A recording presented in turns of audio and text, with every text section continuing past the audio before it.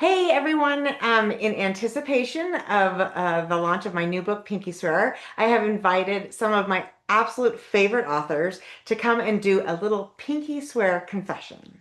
And my first guest is Hannah Morrissey, who is the best-selling author of the Black Harbor series. The most recent book is The Unlucky Ones, but you got to go back and start with Hello Transcriber.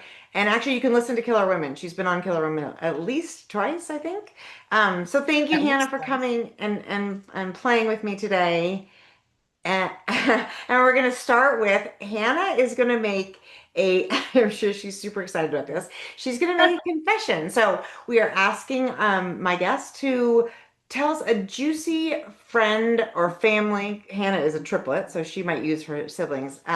Confession. So what have you got for us, Hannah?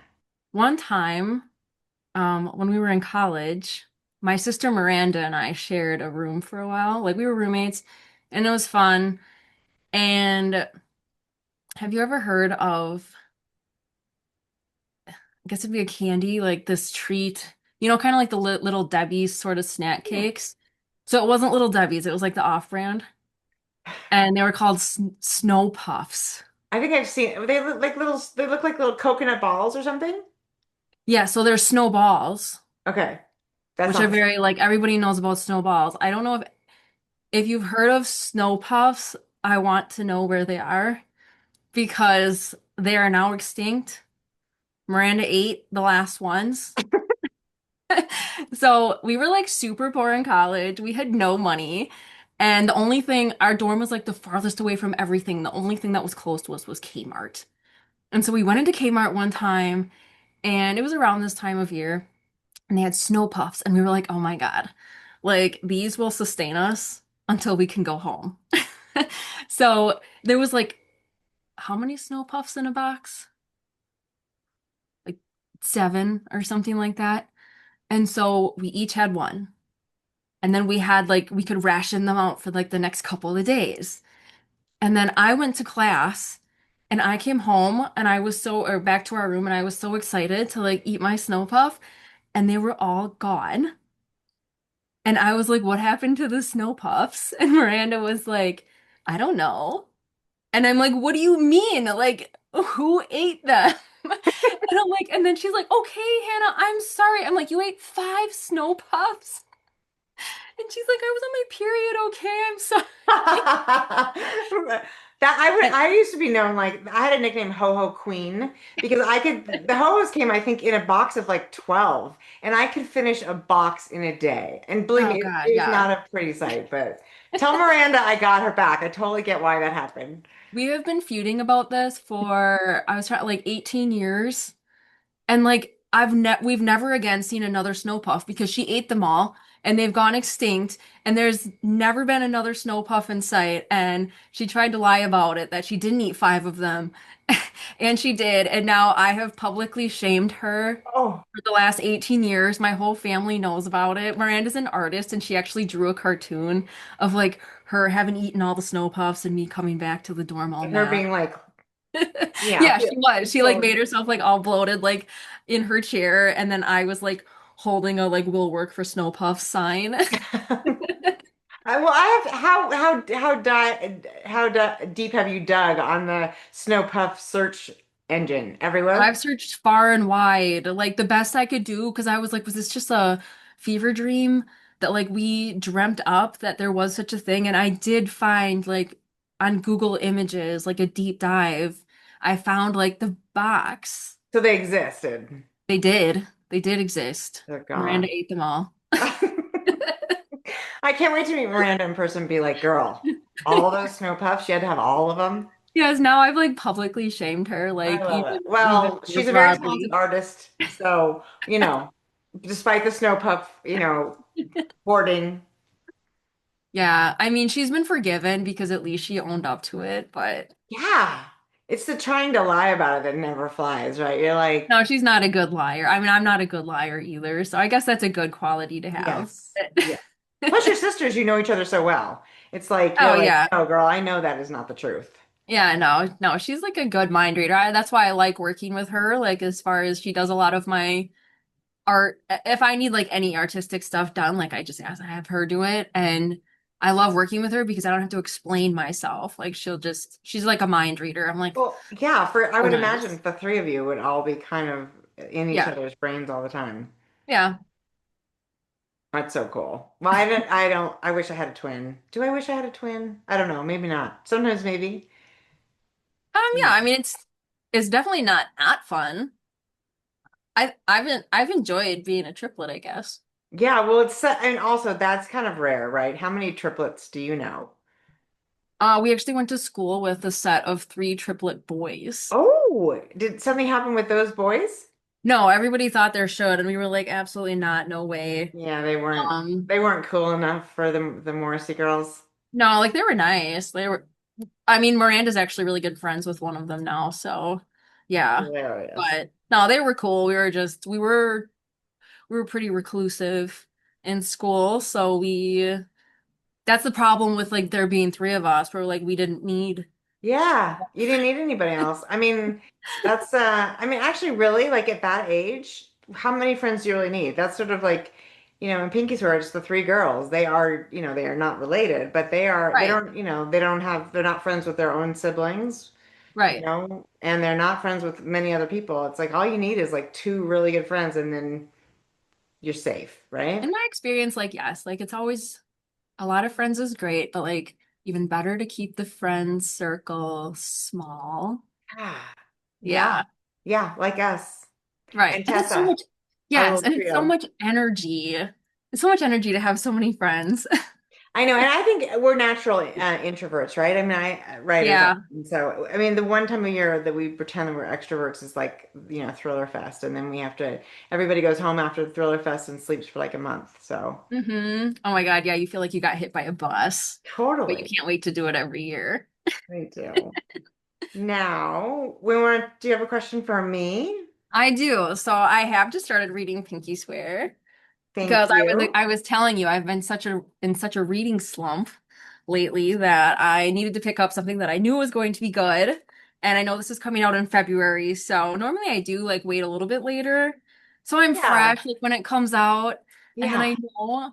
But yeah, I am curious to know just about because I know like from conversations that we've had, like you've talked about being like this worst case scenario thinker and I think that's so true of like so many like thriller writers because what we write is dark and we put our characters in these like horrendous, harrowing situations. So for being a worst case scenario thinker, like do you think that mindset like fuels your writing or can it be a hindrance sometimes?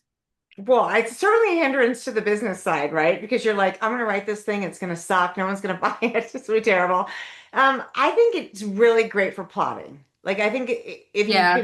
because first of all, you can come up with a scenario, like Mm-hmm. the scenario of Pinky Swear, which is that, 40, this woman's best friend comes back they were estranged for a long time after the death of their third friend, and she comes back and agrees to be her surrogate, and then 4 days before the baby's due, she disappears. Mm-hmm. So, of course, the main character is like, what is happening? And I can't, I've of course never had this happen, thank God, but I was immediately like, okay, what would you imagine had happened to your unborn child that is Mm-hmm. inside your best friend, right? And then Mm-hmm. from there, that is the original worst case scenario of the book. But don't, I think every book I've written sort of starts with something that is like, how bad can it be, right? Right. Or how What bad can it get? How bad can it get? Yeah. Which I think What happened? yeah, I do think that like I thought something that you do is so smart is like have where you have like X many days before the due date because I love that you have not only like this countdown, but it's a really original countdown, like one I haven't seen before. So, and then, like kind of in like the prologue, it starts with like 1 day before, and then when you get to chapter one, we're like 16 days before. So you're kind of like reverse engineering. Mhm. So I just thought that was like a really smart move Thank to you. do and something that I hadn't seen before. And yeah, you're right. I think thinking about like your unborn baby, but then there's your best friend in the equation as well. And now it's like a double whammy.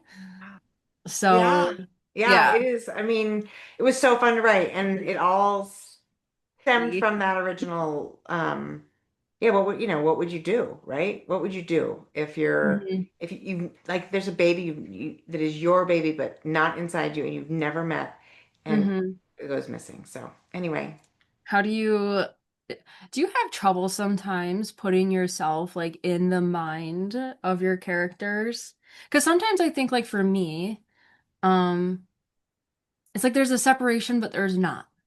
Like there's a separation in that we know they're fictional and that we know we made them up, but I mean, you create them. So I guess, like, because for me, sometimes I do find it challenging. And yeah. maybe some characters more than others, I find it challenging to put myself in their head or in their shoes. Like, Yeah. so something like that's a situation that's as intense as this one, like with Lexi, like what Lexi is experiencing. And also, like, you're a mom yourself. That helps probably. Yeah. But I mean, I don't know. It's kind of, I mean, you know this too, right? The first draft of a book, you kind of are just getting to know the character, I feel like. But by the Hmm. time it's like a second draft or a third draft, I feel like I'm not even sure I'm there at all. I almost feel like I'm a conduit between, like, it's the character is working through me, and my job is basically just to move my fingers, right? Don't you feel that way? Yeah, sometimes. I mean, it's like, God, I think all writers sound insane. I know, schizophrenic for sure. Yeah, at Absolutely. least we understand one another. Yes. Yeah, I do like every book and every character is different, but like from the one that I'm working on now, which is like a project that nobody knows about, but there's a very strong like first person point of view that comes through. Like sometimes I think it's like I can hear that voice like very clearly and definitively, and Mm-hmm. they have a very distinct voice and a very distinct way of talking, but um, sometimes I think writing's kind of like reading tarot cards, Oh, explain where that.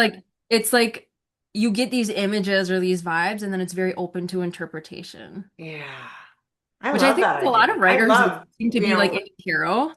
I love it. I'm totally into tarot. You know I am. I I love know it. you are, and I'm trying to get into it. I asked for tarot cards for Christmas, so You know who you have to talk to is Vanessa Lilly. I Real know quick. Vanessa is good. And Yes, she'll read for you over the phone. She's amazing. really. But I I love the idea of that. I think that's probably right too. I feel like there's all these ways to describe sort of the same phenomenon, right? hmm Which is like, you sort of have to, like, you know certain things about the book or the characters of the story, and then you have to sort hmm of just like trust that if you just sort of get out of your own way, it'll Yeah. happen. Does that remind me? Are you a plotter? I mean, no. I always think, like, there's the one scene in this book that I sort of refer to that I knew was going to happen, but I was always just like moving towards it. So Hmm. not really. I kind of wish I was more of a plotter. Are you a plotter? No, I try. Sometimes Yeah. I try. I'll write like a whole 16-page single space synopsis, and it's like, oh, that's cute.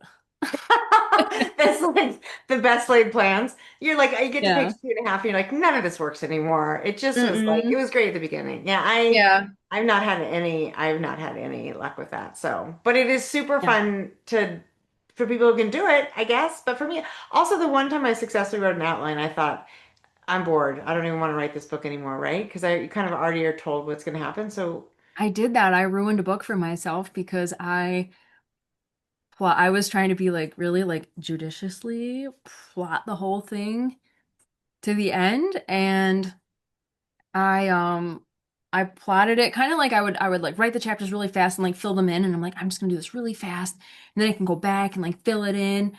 And I like just totally lost my mojo because I'm yeah. like, now I know what happens and I'm not surprised and now I'm not excited. Yeah, I think it's about discovering the story for me too. And I think that's what makes it magical. So this was so fun. Hannah, thank you so much. You guys, this was Pinky Swear Confessions. Now, add your own confession in the comments below, and we can all confess our worst childhood moments. Nothing too serious, you know, Snow puffs. Let's keep it on the level of snow puffs, I I think. mean, the snow puffs were very serious. I'm sure at the They're time, I still can imagine. extinct, And I so totally know what you mean. Like being broke and needing the sugar and being like, are you kidding me? There are no more snow puffs. Yeah. no, I know.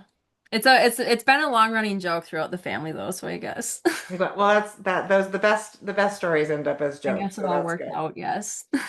All right. Hey, thank you for joining us, everybody. Pinky Swear Confessions. Bye.